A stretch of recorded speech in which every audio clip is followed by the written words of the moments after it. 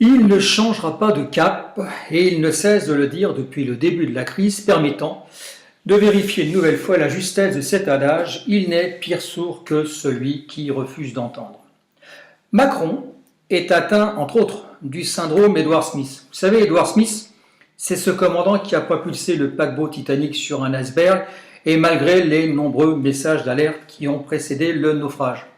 Ce 14 avril 1912, Edward Smith le clamait « Je suis le seul maître à bord, après Dieu, après Dieu ». Lui aussi avait le sens de la formule, juste et pertinente. Et à l'image de l'orchestre du Titanic qui a continué à jouer durant tout le naufrage, et jusqu'à la fin, toi, tu continues à piloter avec le même aveuglement contre vents et marées. Une chose est sûre, cependant, avec la vitesse limitée à 80 km/h, à défaut d'arriver plus vite, le choc n'en sera pas moins violent. Ce 14 avril 1912, donc, le résultat fut le suivant. 1500 morts sur les 2200 passagers et personnels, soit approximativement 70% de victimes. L'énarque que tu es, prisonnier des chiffres et de leur rigueur homicide, appréciera. Toi, ce n'est pas 2200 passagers dont tu es responsable, mais 67 millions de citoyens. Et de combien de victimes se soldera ta politique aveugle et obtuse au terme de ton mandat? Si tu vas à son terme, bien évidemment. Le sens de la formule. Mépris et arrogance pour les petites gens et les gueux. Tu n'y peux rien, Manu, c'est dans ton ADN. Après les Gaulois réfractaires, les fainéants et les cyniques et ceux qui foutent le bordel, ceux qui devraient travailler pour se payer un costard et traverser la rue pour trouver un boulot, les gens qui ne sont rien, les illettrés et notamment les ouvrières de chez Gad. À propos, au fait, j'aimerais savoir ce qu'en pense Marlène Schiappa. Le pognon de dingue dans les minima sociaux, les quoi ça, etc., etc. À quand le prochain dérapage verbal? Eh ben, il suffisait d'attendre, il suffisait d'être patient, c'était vendredi dernier. Beaucoup trop de citoyens ont oublié le sens de l'effort. Mais qu'est-ce que tu crois, Macron? Le sens de l'effort, on l'a? Moi, par exemple, j'ai fait l'effort de voter pour toi il y a 18 mois, et malgré tous les soupçons que m'inspirait ton parcours, des jésuites à la banque Rothschild, en passant par ton nid de putschiste à Bercy, et toute la crainte que ton programme suscitait. Enfin, j'ai voté pour toi, ne t'enflamme pas non plus, j'ai surtout voté contre le Front National, mais à la réflexion, en guise de rempart contre l'extrême droite, j'ai de plus en plus la désagréable impression que tu lui ouvres un magnifique boulevard. Je te l'accorde, c'est à vous dégoûter de faire des efforts.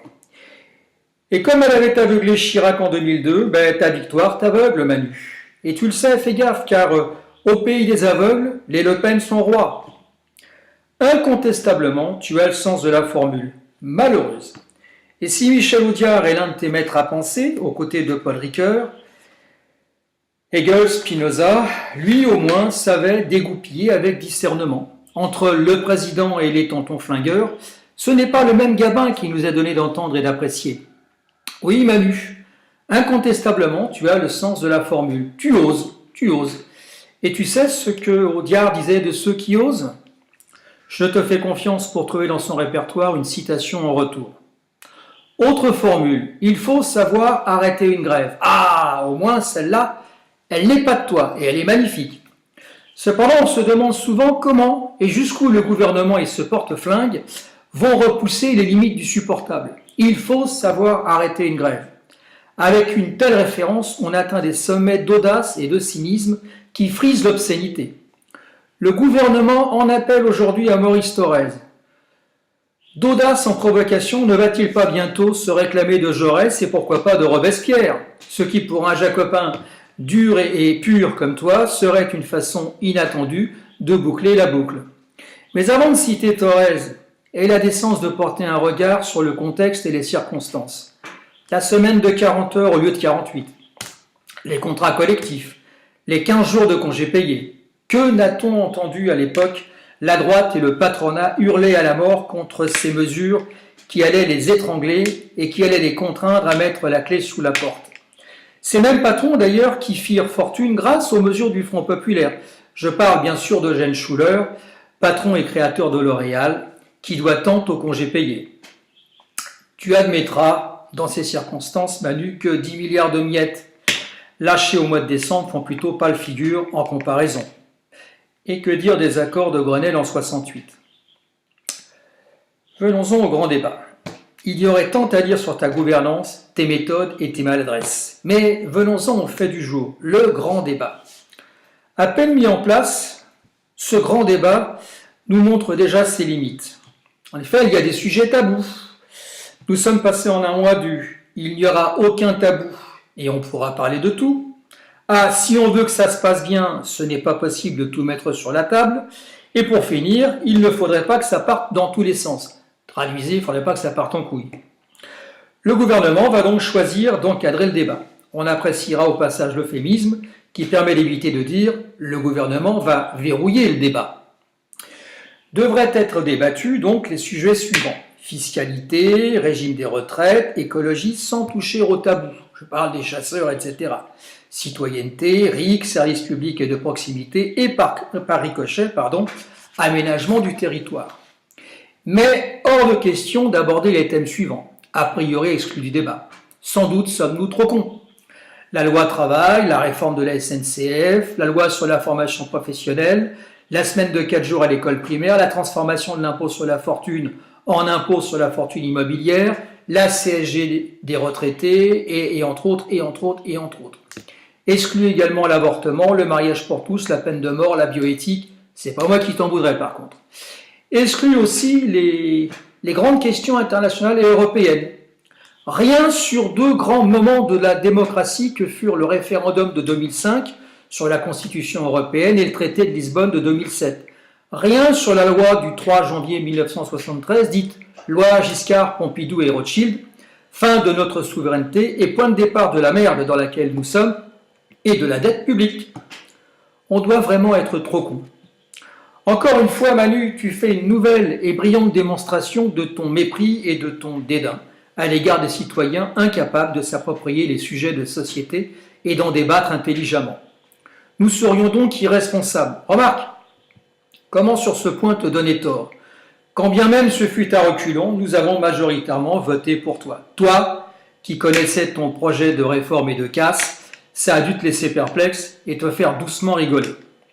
Rappelle-toi que le lien qui unit un peuple à ses dirigeants repose certes sur le suffrage universel, mais aussi et surtout sur la confiance. Mais Manu, comment te faire confiance quand ton gouvernement est un repère de parjure et de renégats? La gauche et la droite ont révélé les limites de leurs paroles et l'étendue de leur loyauté, dès le lendemain de leurs primaires respectives.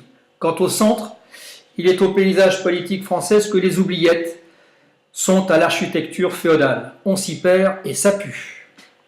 Ton grand débat ne pourra être constructif qu'à condition qu'il soit honnête, transparent, ouvert et qu'il repose sur la confiance. Enfin, qui pour remplacer et assumer la présidence du CNDP? 14 666 € bruts par mois, soit 12 SMIC. C'est la rémunération de la présidente qui doit ou qui devait diriger les débats animés par les gueux et dont la problématique principale est justement le pouvoir d'achat et les injustices fiscales et salariales. Tu admettras que ça fait un peu désordre, tu en conviendras. Non seulement le cadre du débat donc est borduré, mais en plus tu es formel. Il est inutile d'espérer un changement de cap. Ainsi, c'est à un pilotage fictif que Chantal Joanneau était affectée. Comment, dans ces conditions, ne pas faire appel donc à un emploi fictif pour assurer la présidence? Et à ce titre, pourquoi ne pas faire confiance à Pénélope Fillon? Car non seulement elle est disponible, mais en plus son expertise dans ce domaine, je parle des emplois fictifs, n'est plus approuvée. Elle peut même, si besoin, en assurer plusieurs des emplois fictifs, c'est te dire. Autre personnalité en réserve et disponible, Patrick Sébastien. Il a en son temps animé de façon fort brillante le Grand Bluff, avec des parts de marché inégalées. Tu vois Manu, notre gage de bonne volonté est entier. Nous sommes prêts à être une force de proposition. Enfin, comment ne pas citer, avant de raccrocher, cette citation de Sénèque, « Il n'est pas de vent favorable à celui qui ne sait pas où il va ». Et les vents ne te sont pas favorables, Manu. Et si tu sais où tu veux aller, regarde mieux, ton horizon n'est qu'un mur. Et encore une fois, limiter la vitesse à 80 km/h ne t'empêchera pas de le percuter.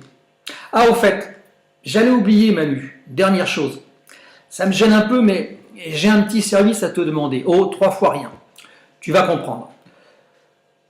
Toi qui es un premier de cordée, tu es et tu verras, dans ce que je vais te demander, ça va être dans tes cordes. Cet été, j'ai l'intention de partir 15 jours en vacances au Maroc ou en Tunisie. Je ne sais pas encore trop, à moi de voir. Tu vas me dire, mais qu'est-ce que ça peut me faire? Tu n'auras pas tout à fait tort. Ben voilà, j'aurais besoin d'un passeport diplomatique. Je te rassure, c'est juste pour ma convenance personnelle. Hein. Tu connais la formule, etc., elle a fait école. Alors, est-ce que je dois demander directement à Jean-Yves Le Drian?